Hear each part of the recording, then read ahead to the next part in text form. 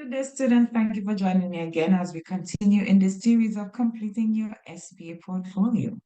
Today, we're going to learn how to do your reflection 2, as we have already completed our plan of investigation and our reflection 1 in this series for this module.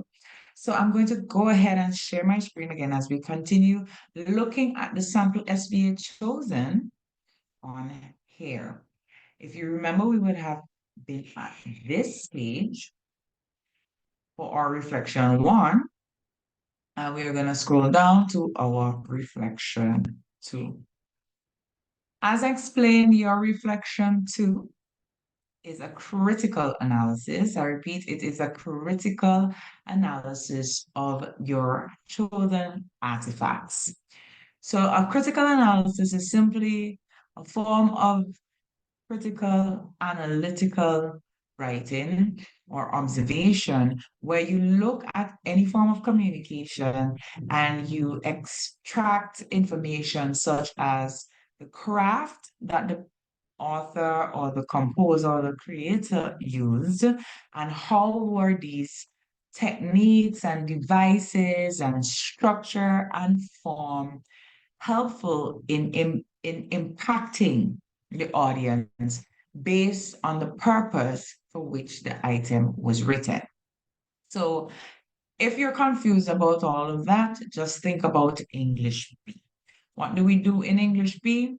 We take text, we take plays, and we take poems, and we look at what the author wrote or what the creator, the playwright, or the poet wrote. And then we say what techniques and devices they use, what was the structure they chose, what was the form they chose, and how did all of these things merge together to present with a theme or present with a lesson or a message, and how impactful was this message to the receiving audience. Obviously, we will consider lots of factors such as the change in audiences, as in when the piece was written, and the mindset or the ideology of the audience and the writers or creators of that time. How what they would have derived would be very different from what you personally would have derived in your engaging of the content, and maybe what individuals in your society presently may derive from the content. All of this helps us to understand perspectives. It helps us to understand society. It helps us to understand people. It basically ensures that literature is doing its job in holding a mirror up to society so that we can see ourselves in the past, in the present, and even in the future, and how our ideologies and our mindsets inform our different ways of interaction in human connection, in personal connections, etc., etc. So for your reflection 2, our critical analysis is not going to be as deep as we do for our literary or our fictive text, which is our fiction books. It is not going to be as detailed as our fiction because we're looking at basically 3 simple pieces that we would have chosen, and we also have our 100-word limit. So I'm going to guide you in the questions that should be asked in this section. And if you answer these questions in complete sentences and you answer them correctly with some reflection and depth, you will have completed your reflection by the end of this session. So the first thing we're going to do is obviously identify the pieces that we are looking at. Please continue in the order or the sequence that you started for your reflection 1. So if you started with a particular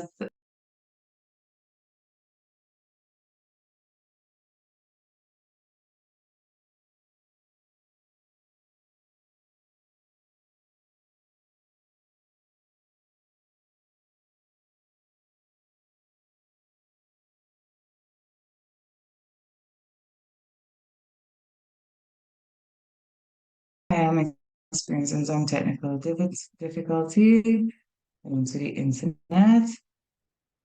So I need to go ahead and share my screen once again. So here we go. Yes, if you answer these questions accurately, you would have completed your reflection two at the end of this session. Let's look at what is being asked of you. So we have the online article, 3 ways your lifestyle and environment affects your hair growth. Now, you don't need to cite the author or you don't need to cite anything extra. If you wish to cite the author, that's fine, but you don't need to go ahead and state where you got it and all of that. So you just say the online article, 3 ways your lifestyle and environment affects your hair growth, is an informative piece. So you state what is the genre or the type of writing of the first piece. So the genres that we have looked at would be under the bracketing of poetry, prose, and drama.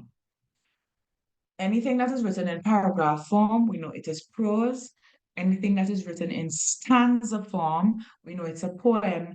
And anything that is written in lines or verses is a play. So based on how your extract looks on paper, you'll be able to see what genre it belongs to. Under the genre of prose, as many of you will be using prose pieces, we have our fiction and nonfiction, or we have our fiction and our informative. We usually say creative and informative because creative means made up. So we have our creative pieces and we have our informative pieces. Creative pieces are all fiction, informative pieces are nonfiction. And we all know the conventions that guide fiction and nonfiction. So it is an informative piece which inform me about my lifestyle and environment effects on hair growth. The next question you're going to answer is, what is a language? Right? So the language here is pertaining to the 5 registers of language. So the 5 registers of language will be formal, informal, conversational or interactive, um, frozen, which means that it is like a sign. So a frozen register would be no parking.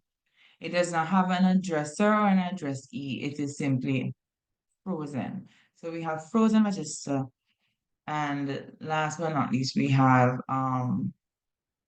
like a command, like stop, go, you know. And then we have our conversational, which would be more like a doctor visit.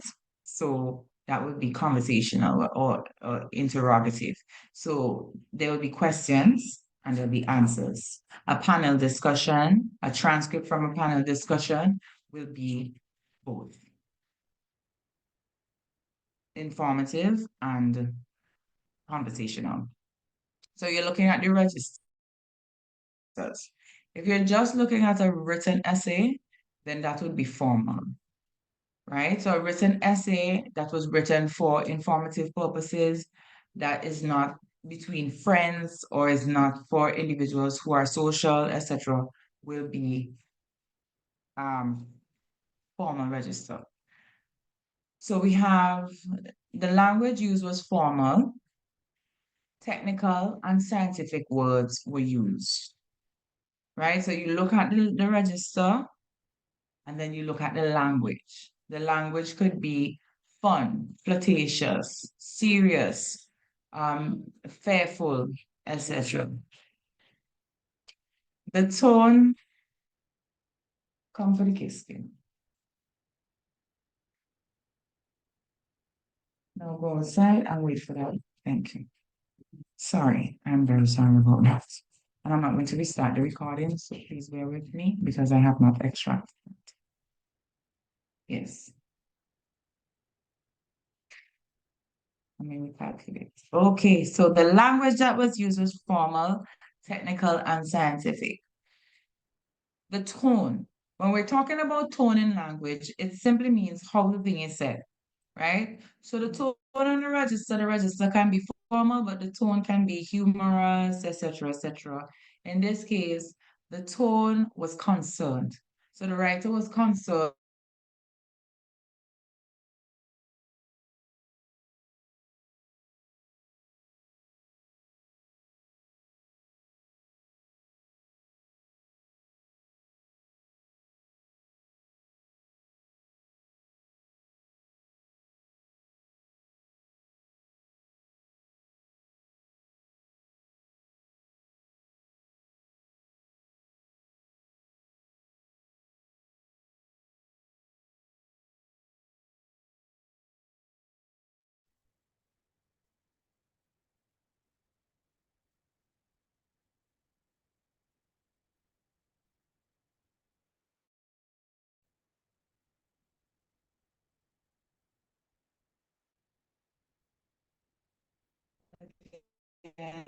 Sorry about the break. I'm having technical difficulties with the internet. This recording is, yes, good.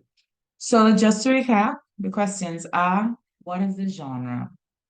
So as much as you can identify about the genre, go ahead and state what genre it is as and what subgenre, what mode it is in. So the genre here is obviously a prose article, and the mode is informative or nonfiction, right? And what is the purpose? The purpose was to inform about lifestyle and the environmental effects of hair growth.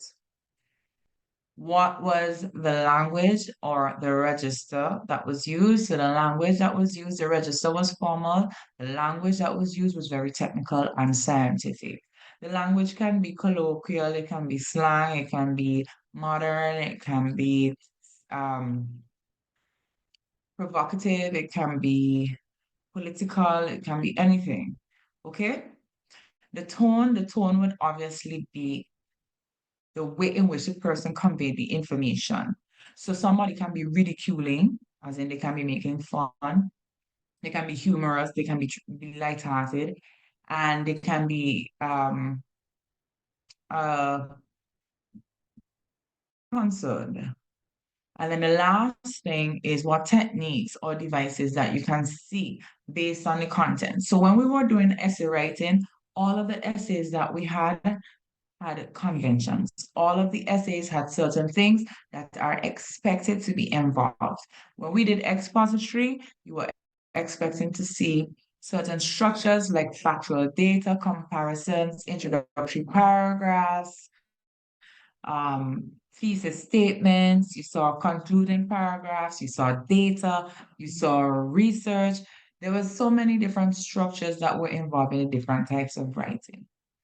So you simply say what techniques and devices you have specifically identified in these different forms. So it says the writer used reliable authority. So clearly the writer did research and had expert advice, evidence in the form of maybe statistical data or experimental data. And the effect of this is the person knew that the information was well researched or it had to have been credible or true. Okay, so the questions that should be answered is number one, what is the genre? After you have stated which article you're looking at, you go ahead and state the genre. You state the purpose or the author's intention. You look at the language and the register. You look at the tone. You look at devices and techniques used based on the writing conventions of that particular form of writing. And then lastly, you say, what was the effect? What was the impact based on all of these things that were used? And this is your first critical analysis. So let's see how this student did this 3 times. In the video, so she identified the genre, it is audiovisual. My ultimate hair growing guide, 25 hacks to growing your hair long and faster. The tone of the individual was assertive, chatty, and light-hearted.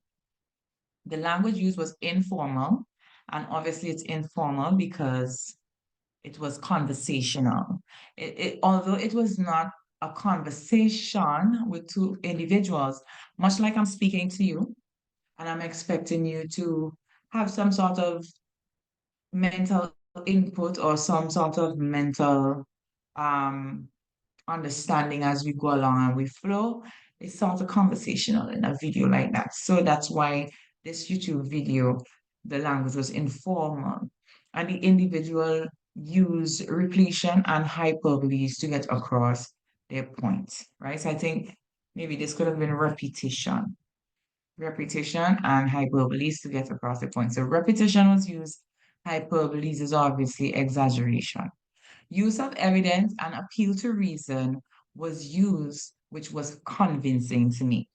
So the use of evidence would be research data, and appeal to reason would be things like rhetorical questions.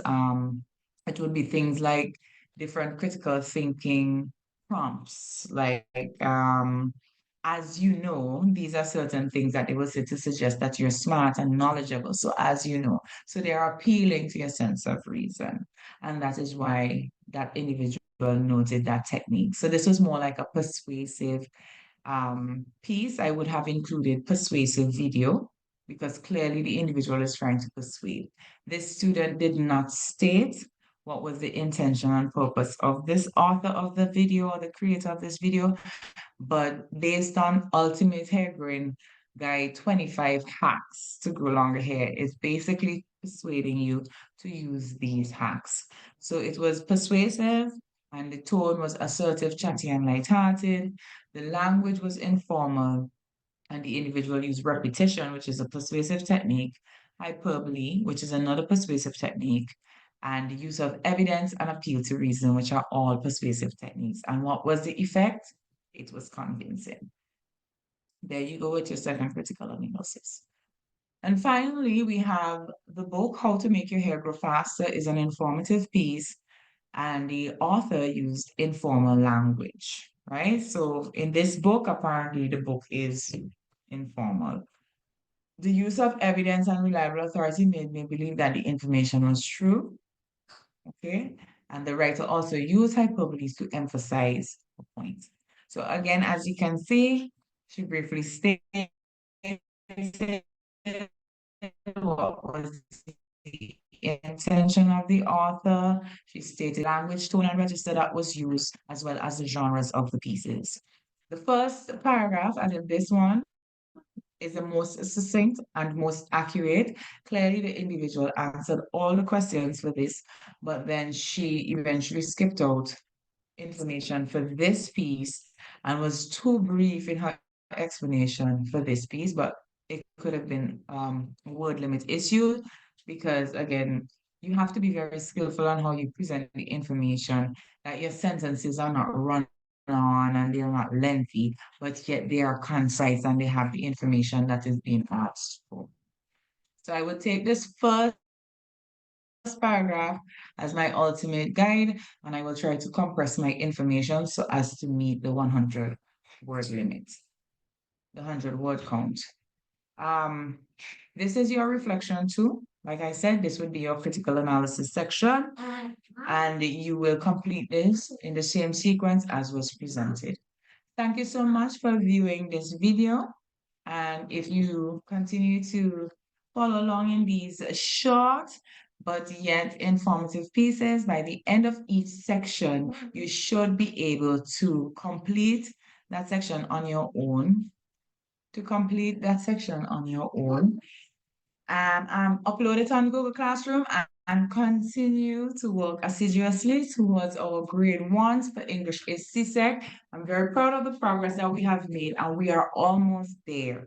We are now going to move on to our oral presentation, as our third reflection usually requires a more complete understanding of all the tasks that we did, and we cannot write our third reflection until we have completed both our oral presentation and our written report. So that is the order in which we will continue. And I hope to see you again. Continue being excellent students, and thank you for watching. Good night.